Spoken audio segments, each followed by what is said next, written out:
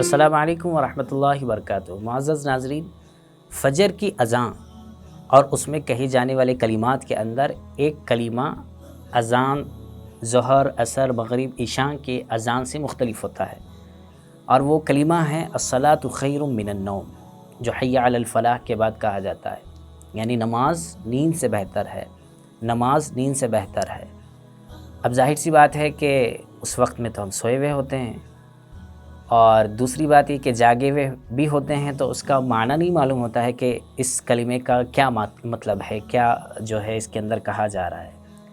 تو خیر یہ ایک الگ بات ہے کہ اس کو یاد رکھنا چاہیے یا اس کے معنی سمجھنا چاہیے۔ ویسے تو قرآن کے اندر پڑھی جانے والی صورتوں کو ہی ہم ترجمے کے ساتھ یاد رکھ لیں تاکہ ہماری نماز کم از کم صحیح طور پر ہو جائے۔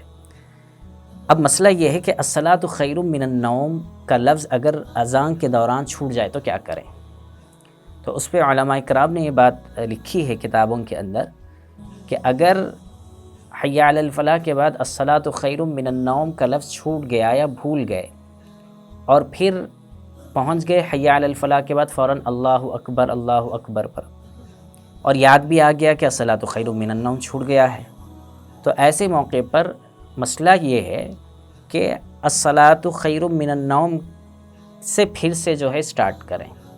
حی علی الفلاح تک کہہ دیا تھا ہم نے اور اللہ اکبر پر پہنچ گئے تھے، اب یاد آیا کہ الصلاۃ خیر من النوم چھوٹ گیا، تو اب پھر سے الصلاۃ خیر من النوم، الصلاۃ خیر من النوم، پھر اللہ اکبر لا الہ الا اللہ کہیں گے۔ کب؟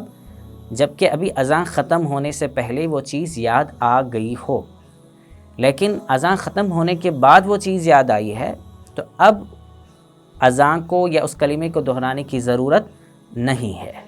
یہ بات یاد رکھیں، یاد رکھ کر چیزوں پر عمل کرنا چاہیے، مسائل کو معلوم کر عمل کرنے کی کوشش کرنی چاہیے۔ آپ یہ مسئلہ دیکھ سکتے ہیں در مختار والیوم نمبر 2 پیج نمبر 54، اسی طریقے سے آپ یہ مسئلہ احسن الفتاوی والیوم نمبر 2 پیج نمبر 286 پر بھی دیکھ سکتے ہیں۔